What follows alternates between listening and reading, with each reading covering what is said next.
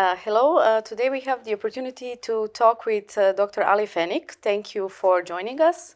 We are here to talk more about your book, Red Flags, Green Flags, but also on every other topics.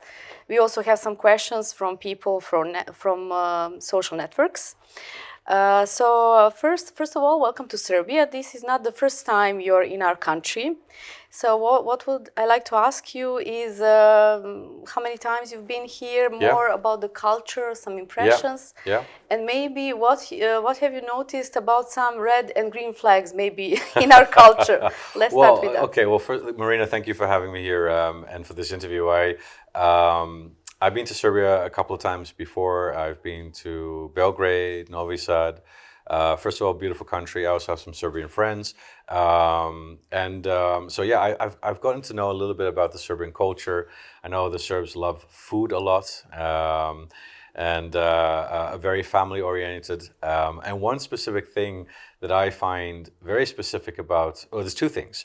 I find that the Serbs, first of all, are very resilient people. Very strong people, very resilient people. Yes, very, very much so. And I think the second thing is, and this kind of falls in between both the red and the green. I'll start with the green flag perspective. So you like to have your, what do you call it, your kafica, whatever you call it. Yeah, have one coffee at a coffee store and sit there for 3 hours and then talk about your drama and complain and gossip and everything that you can imagine. But this is almost like free therapy in that perspective, right? You're sitting together and some people even joke and they say, now I should be charging you for this 3-hour conversation. Actually true. Yeah. Our friends are our therapists over a coffee. Exactly. So in that perspective, I think that's a really good thing because first of all, I think loneliness is becoming a very big thing nowadays. People are too much stuck behind their mobile phones. And really getting out there and speaking with people, I think that's a good thing. Where can this maybe be a little bit of a red flag? I think this can be a red flag if you spend 3 hours talking and complaining, are you really doing something about the problem? So I feel that there's no change without action. We can address it, we can become aware of it, but the big change happens when we take action from it. So maybe sometimes it's great as a green flag, but the red flag perspective here is if we don't take any action with it and we only complain, then it's not really a good thing, and then we just kind of stay stuck in the same cycle over time. So good point. Yeah. When you mentioned loneliness, actually, I'm discussing about this topic with my friends a lot. Yeah. So it seems like that this modern age with modern technology and social networks, it's made to connect us, but it seems like that it has never been more lonelier people than now. Yeah. So what do you think is behind this? Yeah. Great observation. You're absolutely right. We've never been as connected as we are today, but at the same time, never so lonely as today as well. And also, not only the elderly, but also younger people right now. I think growing numbers of young people now that are lonely. I think the social media and but our mobile phones and being kind of hooked on our technology, gaming, etc. Right? I think that plays a huge role in that. I think that's one of the causes. Look, also, let's not forget we had the pandemic. The pandemic isolated a lot of people as well. And think about it this way. Our brains and our social abilities are almost like a muscle. If the moment you stop going to the gym, the weaker the muscle gets. And that also happens with our social capabilities. If we get so used to being by ourselves, staying at home, and not interacting with other people, that becomes our default kind of response. And again, our brains are very lazy.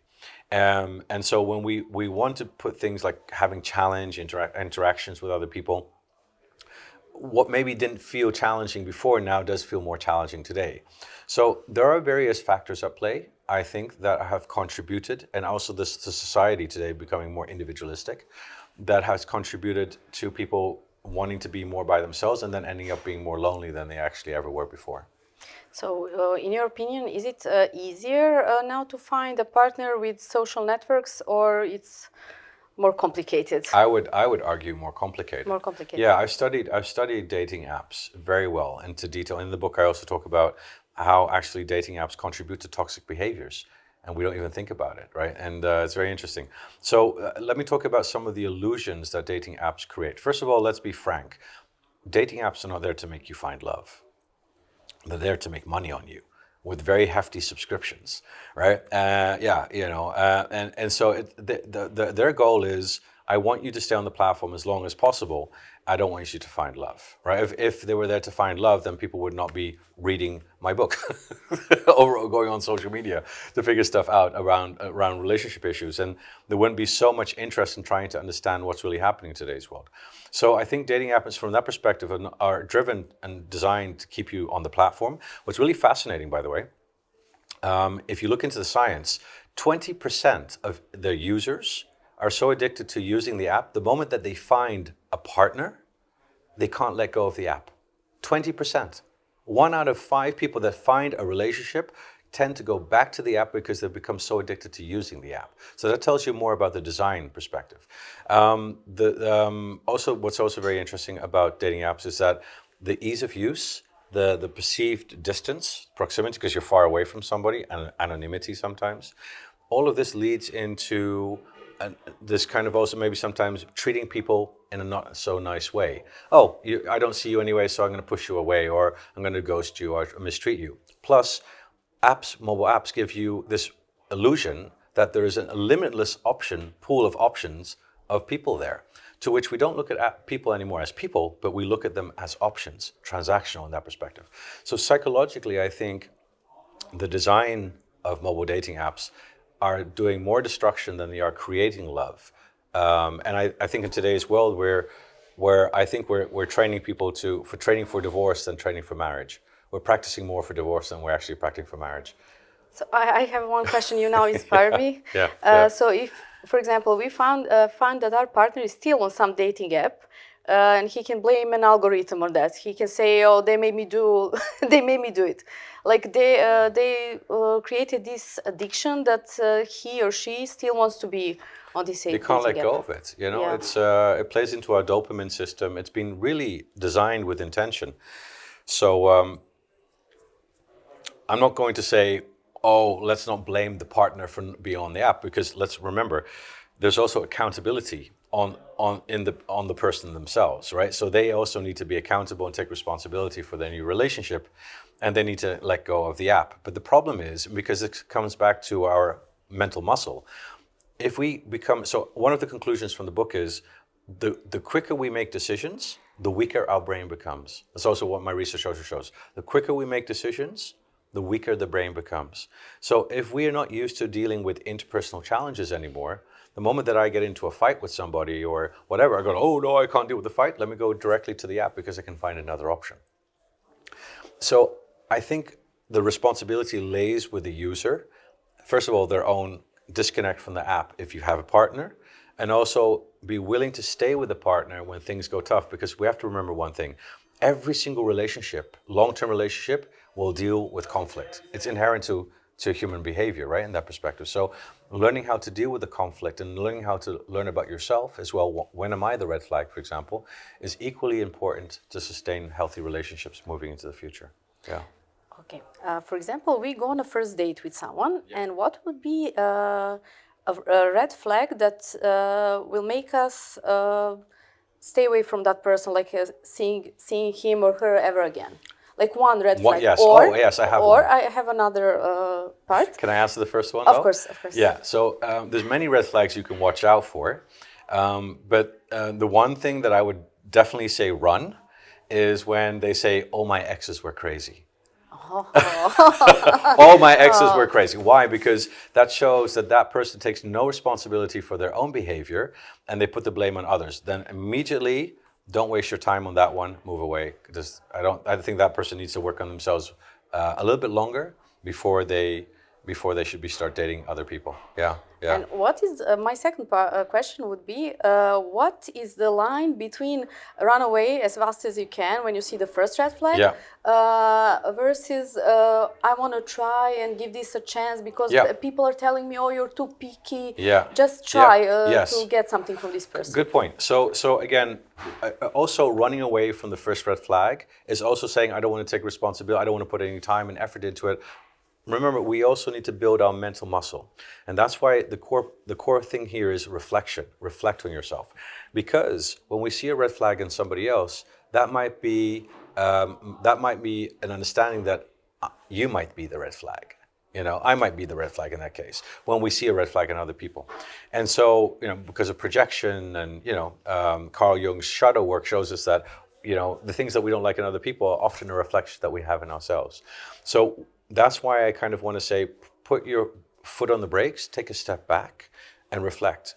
Is this really a red flag? How do I engage with this? And so in the book, RED in English is an acronym that stands for reflect, engage, and decide. So reflect. Am I the issue here? What is the problem? Is this really a problem that I should be focusing on? He doesn't wear matching shoes, red flag. Is that really a red flag? So take time to really reflect deeply on what you see.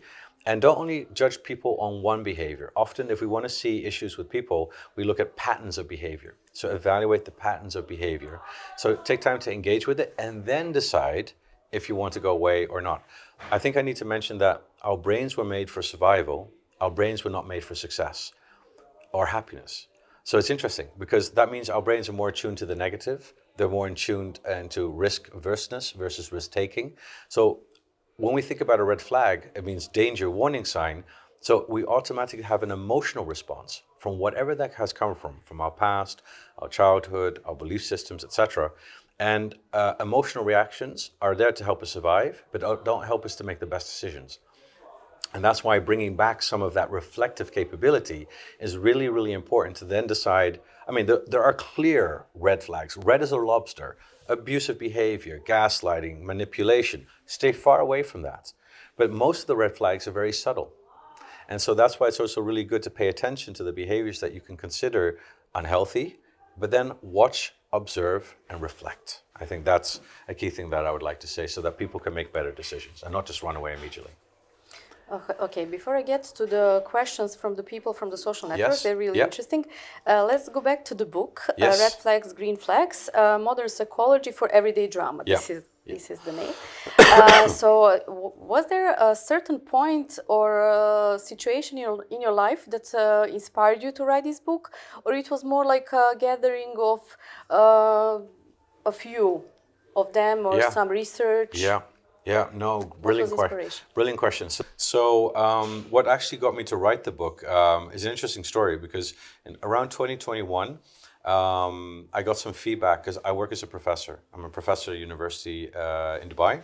And I got some feedback from the dean at that time. Said, Ali, I teach mainly executives, older students. I also supervise them as well in the doctoral program. But I never deal with younger students, Gen Zs. I don't really work with them as much. But we have a very difficult time to reach them in the classroom. Their way of thinking is different. Their attention span is much more lower. Their consumption of content and life problems are very different than older generations. So they were like, can you go out and investigate and figure out how can we improve our ways of reaching them in the classroom? I said, okay. They said, you're our only behavioralist here, so go and figure it out. So I did, and of course I thought, let me go to social media because that's the first place where most people are nowadays. And so I just investigated. I observed, I watched, I listened. I was kind of figuring out what the patterns were and the behaviors and the way they consume content and all of that. And then eventually fed that back and I got the feedback. I was like, Ali, you've got a kind of fun personality, for a professor. Why don't you make some content? And I thought, I'm going to make some content. I'm going to try it. And I wanted to do something unique because I knew the delivery was necessary, fun, engaging. But I still wanted to give something of real good insight, knowledge. Sometimes 8 words, enough to kind of slow you down. Because I had done a lot of research also on the impact of social media on our well-being. And I wanted to slow people's thinking down because the moment you slow down your thinking, you can reflect more, right? And that helps you. I was saying before that if we use our mobile phones more consciously, we'll be less affected by it if we use it mindlessly. So all of those insights I incorporated into my social media approach and strategy. And then I started making content around that. And then I never expected to become famous on social media. Never. That wasn't my intention at all. It just happened. And I was like, wow. And people said, well, you've really found a sweet spot here that no one's doing. So keep at it. And so once I felt that I saw that my university supported me on that, I kept on going with it.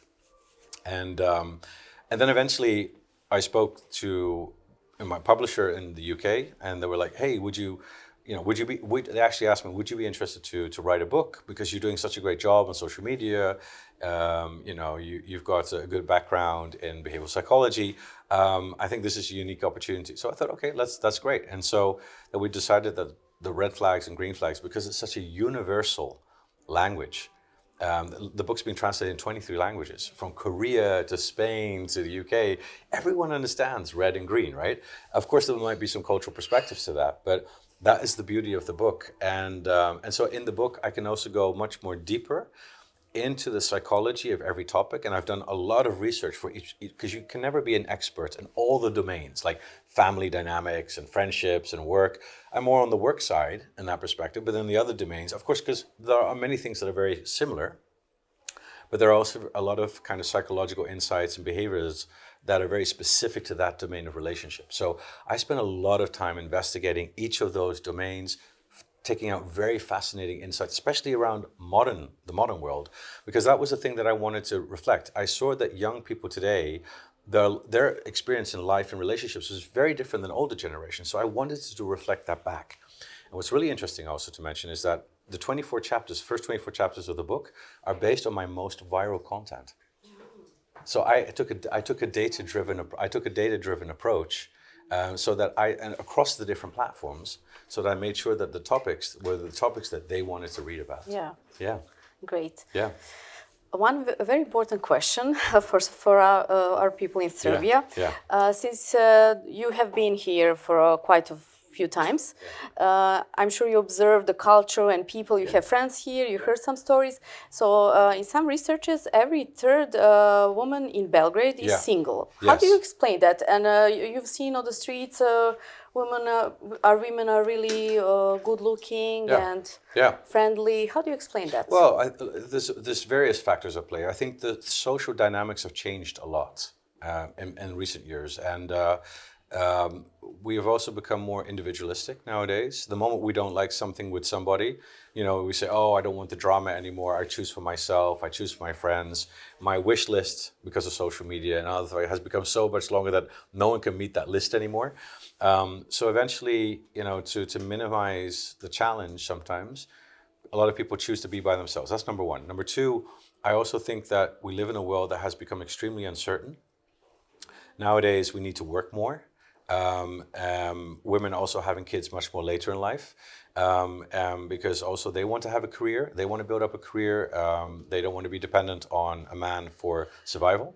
So the more independence that has come into our world, and equality, more basically, is showing that people are choosing to be less in relationships or not to get married as soon as in the past before.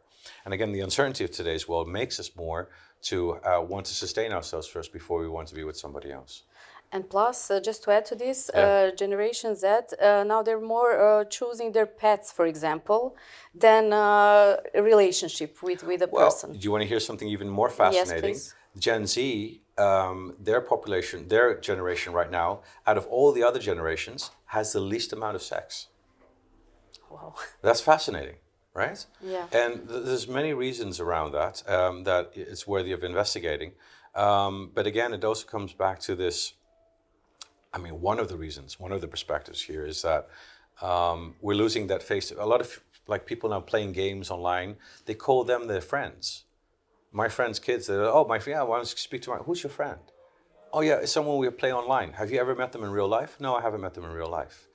So I think technology and how people connect in today's world and what we call a friend nowadays also contributes to the fact that because there's also less interaction between people, there's less time to develop emotions and feelings. And I think that also plays, it's not the only thing, but I think it's one of the factors that definitely plays a role in what we're seeing, especially with younger generations nowadays. Also, younger generations are now prone to ask AI, ChatGPT for some advice. Oh, yeah. What do you think about that? Oh, God, I've got a lot to say about that. Look, so let's talk about ChatGPT. It's a large language model, right? And so basically it doesn't think. It speaks fluently, but we humans believe when someone speaks fluently, they must be intelligent. No, they must be smart. And so technology today is not smart. It's weak AI. Weak AI means it can do one thing very, very well. It means just replicate the words that come out, yeah? And so that's the only thing that it really does. Now, people talk to ChatGPT also because they're lonely. Actually, do you know people are falling in love with AI nowadays? Yeah. Yeah. I have some friends who are. Yeah. Yeah, and there's many stories. People are getting married to AI. So it's very fascinating. Actually, in the book, I also mentioned that, and even in Red Flags, Green Flags, I mentioned right now that I believe our love for AI or developing an emotional attachment to AI is almost as a natural evolution of human relationships. Though if I say that out loud, people say, "Are you nuts? No, that's crazy." Ew. But that's where a lot of, because sometimes people are just getting very dissatisfied with human relationships, so they say, "Might as well have a robot or a chatbot." But the thing is, the chatbots have been designed with persuasion to influence you. And what's really fascinating, I've done some research into this, what's very fascinating is that the way that LLMs communicate to you, the way of conversation, they create empathy with you, right? So they have this way of, they've been taught and trained to communicate with you like a human, to which it can actually create the same physiological, emotional responses as a human can do. Isn't that fascinating? Yeah. So it's been designed on purpose to create that response inside of you. And that's one of the reasons why people are now creating attachment to AI and falling in love with it. However, so here's the drawback. LLMs in recent studies, there's been an MIT study that came out this year, I think in May, and they actually found that overusage of LLMs, large language models, actually lower your critical thinking skills and your short-term and long-term memory. Why? It comes back to the brain being lazy. Remember I said the brain is very lazy and we're made for survival, not for success. So the moment that you can give the brain the opportunity to be lazy, it will be lazy. And I think outsourcing writing, outsourcing critical thinking to an LLM is dangerous because it lowers our cognitive performance. And with some very vulnerable individuals, it can actually lead into more serious mental health issues such as anxiety, depression, delusionment, identity diffusion or confusion, and of course now chat GPT psychosis, as they're now calling it. Yeah. So I think there's still so much to be learned about that, and we need to be a little bit more wary about spending too much time with an LLM. So we'll listen a little bit, some questions from Instagram that came for you. Yes. So I will ask you for them. There is one interesting question. How do I follow more my logic or previous experiences or the gut feeling in discovering red and green flags? Oh. Logic is really important because unfortunately we humans are not rational. We are more irrational. And so much so that we even predictably irrational. We can predict irrationalities in people's behaviors. So if we were completely rational, if we did the cost-benefit analysis, that means that we would always step out of a relationship that's not good for us. We would not make the same mistake twice, and we would not stay with an employer that mistreats us. But unfortunately, we're human. So we're very irrational in that perspective.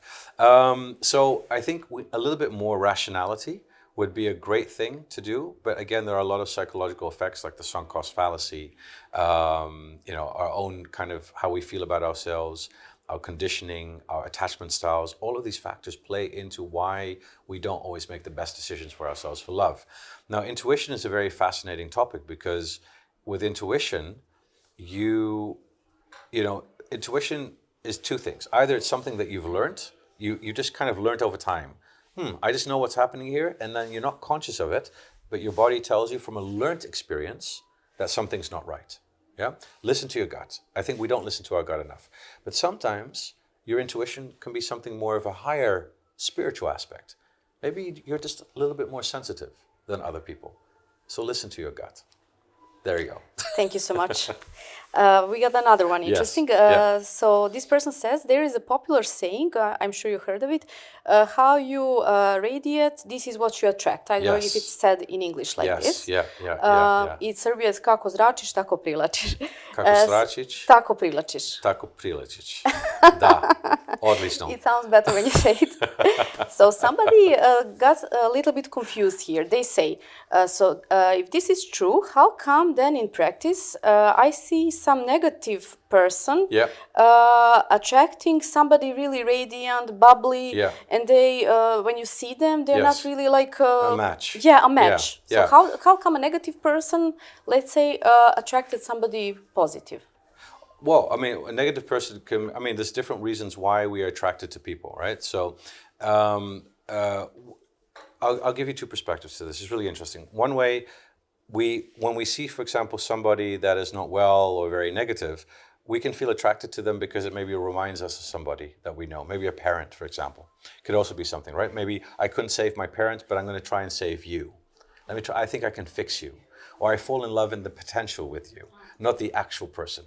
And so that's why sometimes people can fall for people that are maybe not a good match for them, or they triggered something. We call that we call that transference and psychology. So you're transferring something to somebody. Someone reflects something back to you. So that could be one reason. But what's also very interesting, let's say from the other person's perspective, why do you attract? Some people say to me, "Oh, Ali, why do I always attract the bad boys? Why do I attract the bad guys or the bad partners?" I said, well, "Are you really attracting or are you accepting?" Two different things. And they go like, "Ooh, I never thought about that." So what are you accepting? I think that's the bigger question.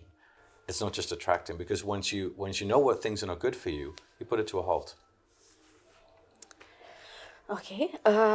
Another interesting question. So this person says that they are looking on social networks, some couples which are looking really happy family, they've got kids and everything, but they heard some rumors or they know for sure that, let's give an example, that this guy is having not a side chick, but a side boyfriend. Yeah, yeah. So welcome to 2025. Yeah. What? Welcome to 2025. Yeah, Still, this person wants to know, like, how to recognize a red flag if somebody is leading a double life. But look, a double life is interesting because sometimes society forces you to live a double life, right? Some societies are very open about sexuality, about other factors and stuff like that. And what you often find is in a lot of, and again, even in societies where people are very open, like, the Netherlands or the UK or, people will still always feel some kind of pressure maybe not to show up as who they are. I think the most important thing is having a open conversation with somebody about it, because again, sometimes you could be forced into a marriage, especially in countries that are not that open about their sexuality.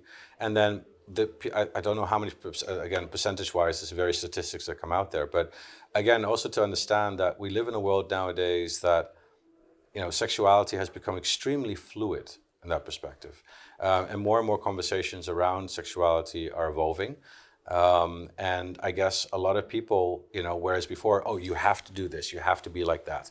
I think now, because what we see online, social media, everywhere, it's people like, oh, I'm willing to try this, or I'm willing to invest in that. And I would say no one is 100% on one side or the other, right? There's always going to be interest, and you can see that with a lot of people. Maybe some small percentage, but the majority of people not.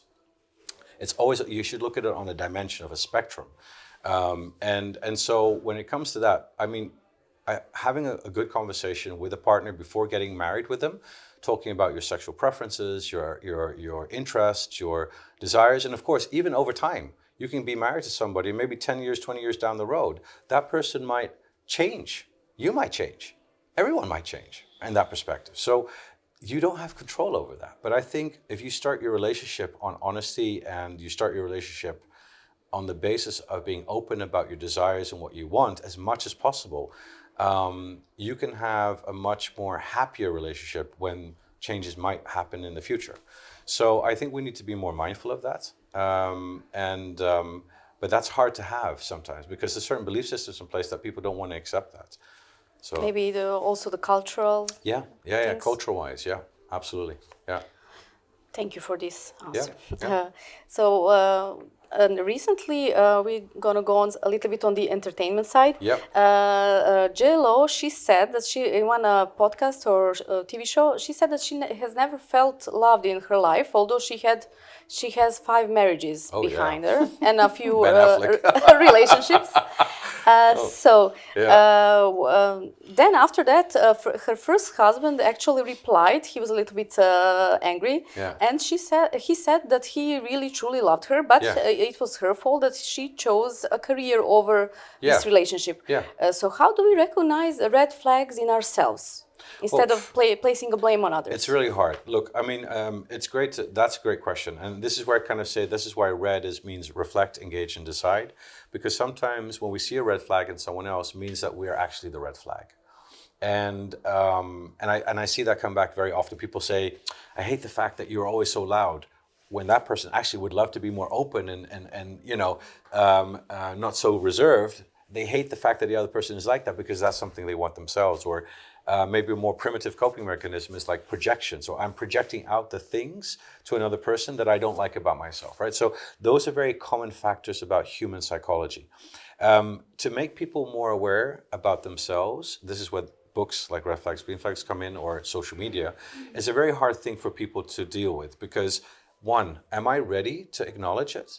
Two, a lot of people are not aware of their own behaviors, so they need to receive feedback from other people. That's why I always say give feedback to your friends and colleagues in a constructive way. Tell them that the things that might be annoying you or had a negative impact on you. Let people know, because often nowadays, because we don't say anything, oh, I don't like you, I'll move away, the person never knows, you know, you can't expect that everyone's going to know what they do wrong. So that feedback is really, really important. So the question is, how do you deal with that? And again, you can be completely delulu, and you can, I call it the ostrich effect, is put your head in the sand and pretend like nothing's happening, which is only going to exacerbate the issues even further. But if someone is willing to change and willing to learn, that's a moment, like sometimes that aha moment needs to come from the person themselves. I always say that people are not going to change until they really want to change. Don't try to change people when they don't want to change. And everyone's on their own learning journey, and everyone's on their own growth projection. And some people don't learn in this lifetime. Maybe they have to wait till next lifetime to learn, you know?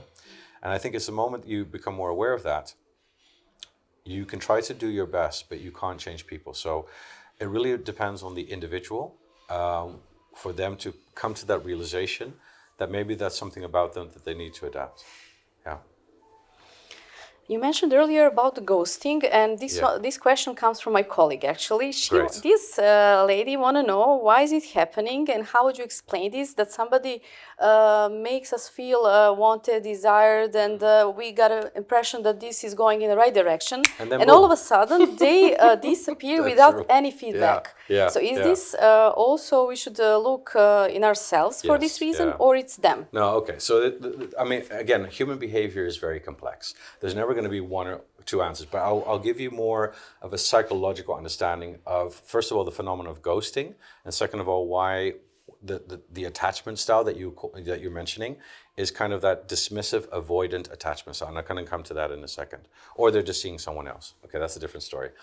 Ghosting, I think, first of all, is a very immature behavior. Because remember, going back to social media applications, if I have an illusion of a limited amount of people that I can choose from, the moment I don't like you, I go to my next option because it's the easier option. And the brain is lazy, remember that? So if we're training the brain to be lazy, then that is really the kind of one of the reasons why we see ghosting. Even, do you know that Gen Z is ghosting the workplace nowadays? Really? We're seeing dating trends now move into the workplace. So quiet quitting, so quietly moving away, ghosting the employer, not showing up anymore. So it's showing this tendency of not being able to deal with social challenges. And so I don't want to confront it, so let me move away. Or maybe take some responsibility for decisions. 100%. And that's why I feel today's society is not making us reflect and go deeper into ourselves, hence the book again. So that's number one. Let's talk about two. Why are people running away from like being there? So first of all, what's interesting, the avoidance. Have you heard of attachment styles? Bowlby's attachment styles. Bowlby in the 1950s came up with this concept called attachment theory, which is based on the primary caregiver in a childhood's development. Your lack of recognition, validation, support, all of those factors, of having a strong relationship with a parent can have a negative effect on you and your attachment style towards your parent, and therefore also negatively affect how you bond later with people in life. And so you have either a secure attachment style or what they call an insecure attachment style. So there's various insecure attachment styles. First one is anxious. Oh, I don't want to lose you. Stay here, and they'll do everything to keep that person there because they feel I'm going to lose you. So that almost like codependency in that perspective. The opposite is avoidant. So they want to be close, but the moment that they receive that closeness, they run away because they've never learned how to deal with the emotions of having close attachment, secure attachment. So they get very fearful. So the dismissive avoidance, very interesting, because the attachment style shows that deep down inside in the subconscious, they're urging for love. They're urging for connection. They'll go out of their way to take care of you, to take you on dates, to go away for the weekend.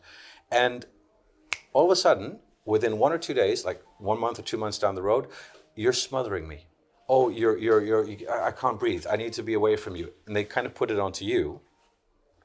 And then eventually they can instantaneously leave because because an avoidant is hyper independent. So the moment they feel they're falling in love and feeling emotions for you, first of all, I'm losing my independence, therefore my safety. And second of all, I don't know how to deal with this. That's kind of scary. So the avoidance, dismissive avoidance, very interesting profile. And that's one of the reasons why you can see someone be really with you and then all of a sudden be gone. But not gone for the kind of let me love bomb you and run away. No, it's like you can feel the intensity. Whereas with a narcissist, for example, that love bombing in the beginning, people that have narcissistic, it's not only people that have narcissistic personality disorder that love bomb, there's many other people that love bomb as well. But love bombing is trying to create a quick connection with somebody very, very quickly, but very quickly. Nice words, telling you that I love you after the second date, giving you gifts, giving you so much attention, saying all these nice words, texting you every single day. And then eventually like pulling away, but then coming back. So they're creating this kind of hot and cold. So it's almost like a control mechanism. I want to control you. So that's the difference between narcissistic behavior and that avoidant behavior. The avoidant, when it's gone, most of the times they're gone. Until maybe a month, it could also happen that, now it's safe again, I have my independence, and they might come back, but then you fall into the same cycle. Sorry to interrupt you, but this, when you mention this now, I want to go back a little bit on the TV show Sex and the City. It made us romanticize Mr. Big. And now I see also this in younger generations. All of them are like in some kind of a situationships, let's say. And your book is basically made like a kind of a manual, as you mentioned. So if you want to see like how to get out of this situationship, is there a part in the book where we can and toxic relationships? 100%. I actually I give I'm one of the few books that actually gives a really thorough definition of a situationship. And actually, funny enough, I talk in the book, when is a situationship a green flag and when is a situationship a red flag? And I distinguish between two types of situationships. The positive one is called a situationship. The negative one I call a shituationship. It's really You love it. No. And I want to distinguish this because I need to make clear. A lot of people in today's world don't want to be in a long-term relationship. But remember the younger generation, mostly maybe not that developed because of a lot of not having enough social interaction. So why is the situation a green flag? Because they have all these steps. They have like the pre-relationship, the situationship. They need time to emotionally adjust to the other person. But they still want to have their life. Life is uncertain. They still want to find their options. But they want to have time to get used to the other person. Too much emotion might push them away. So when two people are like, let's see how this goes and let's take it step by step. And actually in the Dutch language, they also have 5 or 6 or 7 stages now for the younger generation to go through. And at each stage, they get a little bit more closer. So from that behavioral understanding of where that younger generation is, I would say that the situationship, when you both are aware that it's what you want, not that one person is in love and the other one doesn't know, then I think it's a good situationship to be in because it can develop into something more better. And actually there's a term they use in social media now. I don't think I used it in the book, or maybe I did. That's called the mutual exclusive situationship. So you're in a situationship, but now you're saying, let's just be mutually exclusive, but we're still not 100% together. So it's something in between. Yeah. It's so complicated. I know. 50 Shades of Grey, right? Yeah. But really realize that from an emotional development, I don't want to call it just lack, but it's for them to get more used to each other at the emotional level, because that's something they've been mostly lacking because of that lack of face-to-face interaction. But a situationship is when so there's a couple of characteristics.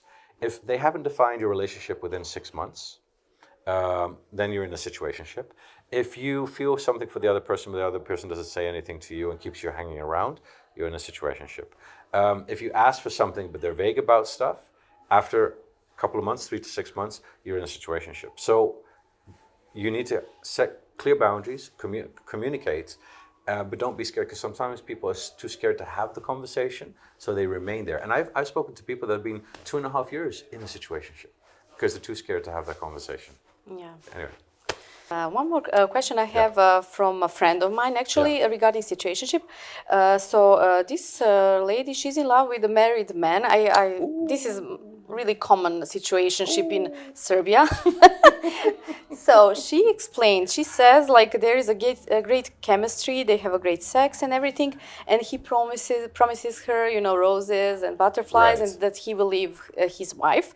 So she want to know, like, should she give up on him, or see this as a red flag, or she is really concrete in her question. What does she needs to do to make this situationship a relationship? I know it's complex, but if you have some advice, run as fast as you can, or what should she do? Okay, so let's start first of all. Why do people fall in love with people who are already in a relationship or are married? Often because they have commitment issues themselves. Not always, but that happens a lot. So if you fall in love with a married person, it's almost kind of like, I know you're not going to be mine, so I don't have to, I'm with you, but I don't have to be committed to you, unconsciously.